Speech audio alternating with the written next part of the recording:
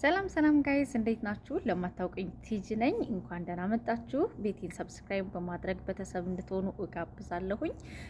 ዛሬ አንድ ነገር ይዤላችሁ መጥቻለሁ። እሱም በተለይ ስፔሻሊ አረብ ሀገር ያላችሁ እህቶቼ በተለያዩ ሶሻል ሚዲያ ላይ አንዳንድ ቪዲዮ ስትቀርጹ ስትለቁ አያለሁኝ ማለት ነው። ለእናንተ ምናልባት ለጊዜው መዝናናት እንጆይ እንደማድረግ ሊሆን ይችላል። ነገር ግን አንድን ቪዲዮ ክሬት አድርጋችሁ ስትለቁ ባክግራውንዱ ይዞባችሁ ስለሚመጣው መዘዝ ወይም ደግሞ ስለሚሰጣችሁ ሰላም ማወቅ መቻል አለባችሁ። ምናልባት እያወቃችሁም ግዴለሽነት ሊሆንም ይችላል።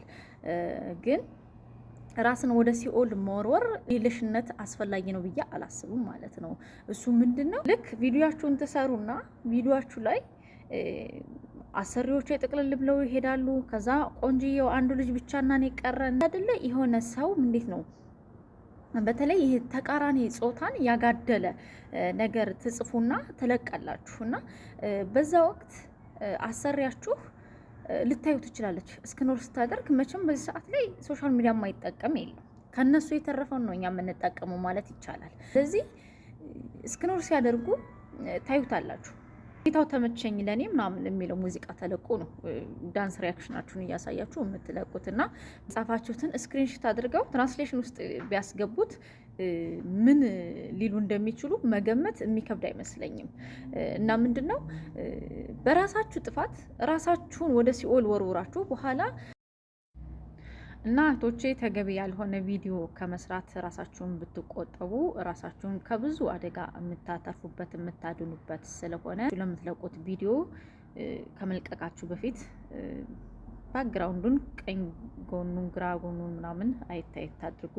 የፈለገ አሰሪዎቻችሁ ጥሩ ቢሆኑም እንደዚህ አይነት ነገር አልመክርም፣ አልደግፍም። በተለይ አንዷ ልጅ ሊሆኑ ስጦታዎችን እየገዛ ይሰጠኛል። ዛሬ ደግሞ ቀለበት ገዝቶልኝ መጣ።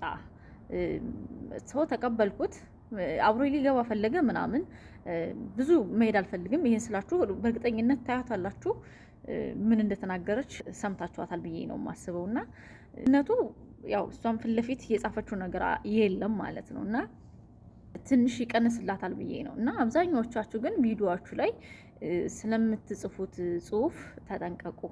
በተለይ ከመዳማችሁ ጋር ሊያነካካ የሚችል ምክንያቱም የእነሱን ፕራይቬሲ መኝታ ቤታችሁ እየገባችሁ ብዙ ልጆች ቪዲዮ የምትሰሩ ማያለውኝ። ይሄ ብቻ አይደለም እንግዲህ ፐርሰናል ህይወቷን ላይፏን ሶሻል ሚዲያ እያወጣችሁ ነው። ስለዚህ ሰውን ፐርሰናል ያለ ፍቃዱ ቪዲዮ መቅረጽ፣ ድምጽ ሪከርድ ማድረግ ምን ሊያስከትል እንደሚችል ብዙዎቻችሁ ታውቁታላችሁ ብዬ አስባለሁኝ። ስለምትሰሩት ቪዲዮ ቀርጻችሁ ከመልቀቃችሁ በፊት ቅድሚያ 1-2 ብላችሁ አስቡበት ነው የዛሬው መልእክቴ። ስላዳመጣችሁኝ አመሰግናለሁ።